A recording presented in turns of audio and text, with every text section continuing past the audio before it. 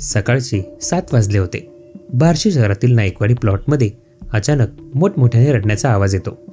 आजूबाजूचे लोक अजूनही झोपलेले असतात. अचानक ओरडण्याचा आवाज आल्याने सर्व लोक जागे होतात आणि ज्या दिशेने ओरडण्याचा आवाज येत होता त्या दिशेने ते धावू लागतात. एका 2 मजल्याच्या घरामध्ये वृद्ध आईवडील मोठमोठ्याने रडत असल्याचे शेजारच्या लोकांच्या लक्षात येते. ज्यावेळी त्यांना कारण विचारलं जातं तेव्हा समोरील दृश्य पाहून ते पुन्हा ओरडायला सुरुवात करतात. ज्यावेळी शेजारच्या लोकांनी समोरचं दृश्य पाहिलं त्यावेळी त्यांचाही थरकाप उडाला. सोलापूर जिल्ह्यातील बार्शी तालुका, बार्शी शहरातील नाईकवाडी प्लॉट हा परिसर. या परिसरातील अतुल सुमंत मुंडे वय वर्ष 40 आणि पत्नी तृप्ती अतुल मुंडे वय वर्ष 35 हे दोघेही शाळेत शिक्षक होते. त्यांना एक मुलगा होता. त्याचं नाव ओ मुंडे. सुखी संसार आनंदात चालू होता. नाईकवाडी प्लॉट परिसरात त्यांनी 2 मजली घर बांधलं होतं. अतुल मुंडे यांचे आईवडील देखील हे त्याच घरात राहायचे. आईवडील खालच्या मजल्यावर राहत होते तर अतुल मुंडे हे पत्नीसोबत वरच्या मजल्यावर राहत होते. अतुल मुंडे हे करमाळा तालुक्यातील जिल्हा परिषद शाळेवर कार्यरत होते तर त्यांची पत्नी तृप्ती मुंडे ही बार्शी शहरातील अभिनव प्राथमिक शाळेत शिक्षिका म्हणून कार्यरत होत्या. दोघांना एक मुलगा होता. तसं घरातही पैशाची कोणत्याही प्रकारची अडचण नव्हती. प्रत्येक वेळी जे पाहिजे ते सर्व त्या घरात येत होतं. आता अतुल्याचे आईवडील हे घरीच थांबून घर सांभाळत होते.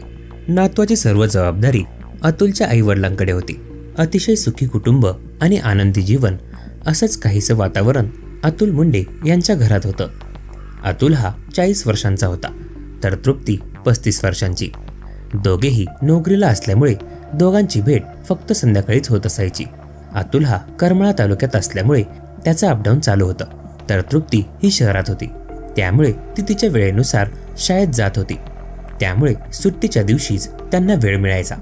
अतुल हा सुट्टीचा दिवस कुटुंबासोबत घालवत होता. मात्र पत्नीच्या मनात काहीतरी वेगळी इच्छा असावी ती तिने कधी बोलून दाखवण्याचा प्रयत्न केला नाही.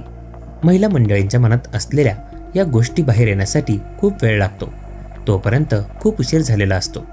त्यामुळे वेळ निघून गेली की त्या गोष्टीला काही महत्त्व राहत नाही आणि त्यामुळेच नको ते होऊन बसतं.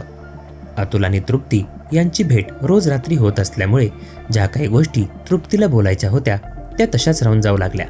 सुट्टीच्या दिवशी आठवड्याभराचे काम उरकण्यातच तिचा वेळ जात होता. त्यामुळे अतुल बरोबर कधी बोलावं हेच तिला समजत नव्हतं. विषय तर भरपूर होते पण मन मोकळं करायला वेळच नव्हता. असे एक ना अनेक प्रश्न तृप्ती अतुलला टोमण्यात आता बोलू लागली होती. परंतु अतुल हा सर्व काही हसण्यावर घेत होता. नोव्हेंबरचा महिना होता.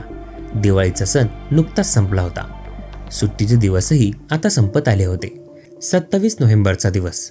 घरातील कामं करण्यात अतुल आणि तृप्ती गुंतलेले होते. मात्र दोघांच्याही चेहऱ्यावर काहीसा तणाव जाणवत होता. दोघांमध्ये काहीतरी भांडण अथवा कुरबुर सुरू असल्याचे जाणवत होते. मात्र यांना बोलणार कोण?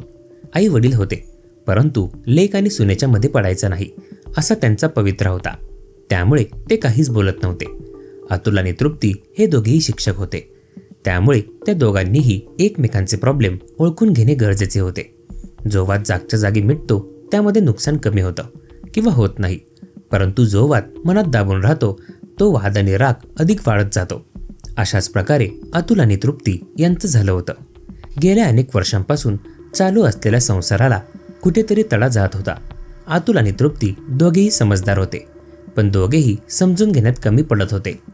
27 नोव्हेंबरचा दिवस मावळतीकडे जात होता. अतुल आणि तृप्ती यांनी रात्रीचं जेवण केलं आणि ते झोपण्याच्या तयारीत होते. या दरम्यान अतुल आणि तृप्ती यांचा काही कारणावरून वाद सुरू झाला. या वादात अतुलचा मनावर ताबा राहिला नाही. पत्नी आपल्याला वारंवार कोणत्या ना कोणत्या कारणावरून सतत टोमणे मारत असते. आई वडील आहेत म्हणून मी सगळं सहन करतो असे एक ना अनेक विषय त्याच्या मनावर आघात करत होते. जेव्हा अतुल हा तृप्तीला बोलत होता तेव्हा तृप्ती सगळं काही ऐकून घेत होती. पण काही वेळाने तिचाही पारा चढला. मीही घरात कमावते त्यामुळे घरात मला काही किंमत आहे की नाही. आता नेमका वाद कशामुळे चालू होता हे शेवटपर्यंत कळालं नाही. परंतु या रागाच्या भरात अतुलने पत्नी तृप्तीचा गळा चिरून हत्या केली. रात्रीची वेळ होती. अतुल आणि तृप्ती हे दुसऱ्या मजल्यावर राहत होते. त्यामुळे वरती काय चालू आहे हे खालच्या मजल्यावर राहणाऱ्या आई वडिलांना कळाले नाही. याच वेळी अतुल्याच्या डोक्यात घुसलेला राग काही शांत झाला नव्हता. त्याने रागाच्या भरात पोटच्या मुलाची सुद्धा हत्या केली. पत्नी आणि मुलाची हत्या केल्यानंतर अतुल हा थोडा सावध झाला. समोर बायको आणि मुलगा दिसत आहेत, मात्र ज्या पद्धतीने त्यांना मारले गेले होते ते अतिशय भयानक दृश्य होतं. हे दृश्य पाहून आपल्या हातून खूप मोठी चूक झाली याचा पश्चाताप अतुलला होऊ लागला होता आणि त्यातच त्याने सुद्धा घरातच आपलं जीवन संपवलं. जे काही रात्री झालं होतं ते अतिशय भयंकर स्वरूपाचं होतं. मात्र याची थोडी सुद्धा माहिती खालच्या मजल्यावर राहणाऱ्या आई वडिलांना नव्हती. मंगळवार दिनांक 28 नोव्हेंबर रोजी रोजच्या प्रमाणे अतुल याचे आई वडील पहाटे उठले. त्यावेळी वरच्या मजल्यावर काहीच हालचाल दिसून आली नाही.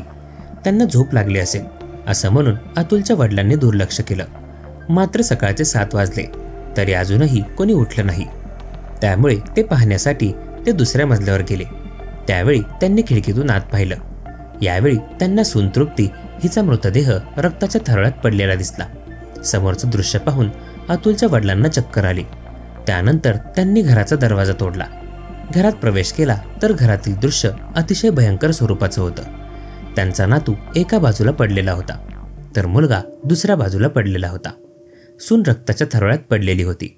हे दृश्य पाहून अतुलचे वडील मोठमोठ्याने रडू लागले. त्यांचा आवाज ऐकून अतुलची आई देखील दुसऱ्या मजल्यावर आली. त्यानंतर सकाळी रडण्याचा आवाज ऐकल्यानंतर आजूबाजूचे लोक मुंडे यांच्या घराकडे धावले. त्यांनी समोरचं दृश्य पाहिलं आणि तात्काळ बार्शी पोलिसांना फोन केला. पोलीस घटनास्थळी तात्काळ हजर झाले. वरिष्ठ पोलीस अधिकारी देखील घटनास्थळी पोहोचले होते. या घटनेने परिसरात मोठी खळबळ उडाली होती. या प्रकरणी अतुलच्या वडिलांनी फिर्याद दिली. मात्र या प्रकरणात मुख्य आरोपी सुद्धा जिवंत राहिला नव्हता. त्यामुळे पोलिसांना सुद्धा या प्रकरणाचा तपास लावणे अवघड झाले आहे. मात्र पोलिसांनी जो पंचनामा केला त्यामध्ये पती अतुल मुंडे यांनीच पती आणि मुलाचा खून केला आहे हे समोर आले. मात्र हे हत्याकांड का झाले यामागचे स्पष्ट कारण अजूनही समोर आलेले नाही. या प्रकरणावरून एकच समजते की घरात फक्त पैसा असून फायदा नाही. पती पत्नीमधला संवाद, त्यांच्यातील प्रेम आणि आपुलकी हे सुद्धा तेवढेच गरजेचं आहे. पण हा झाला प्राथमिक विचार. या प्रकरणामध्ये खरंच अतुलने या सगळ्या गोष्टी केल्या की अजून कोणाचा त्यामध्ये हात आहे हे पाहणं गरजेचं आहे. पुढील सखोल तपास पोलीस करत आहेत. एका बाजूला जर या दाम्पत्याने योग्य वेळी एकमेकांना वेळ दिला असता तर कदाचित त्यांच्यातील जे काही प्रश्न होते ते सुटू शकले असते आणि त्यांच्या आयुष्याला योग्य दिशा मिळाली असती. तसेच अतुलनेही एवढे मोठे टोकाचे पाऊल न उचलता शांत डोक्याने विचार केला असता तर पुढच्या गोष्टी सोप्या होऊ शकल्या असत्या. कारण ज्या संसारासाठी जी काही उठाठेव चालू होती तो काही क्षणातच विखुरला गेला आणि आईवडिलांच्या डोक्यावर दुःखाचा डोंगर सोडून गेला.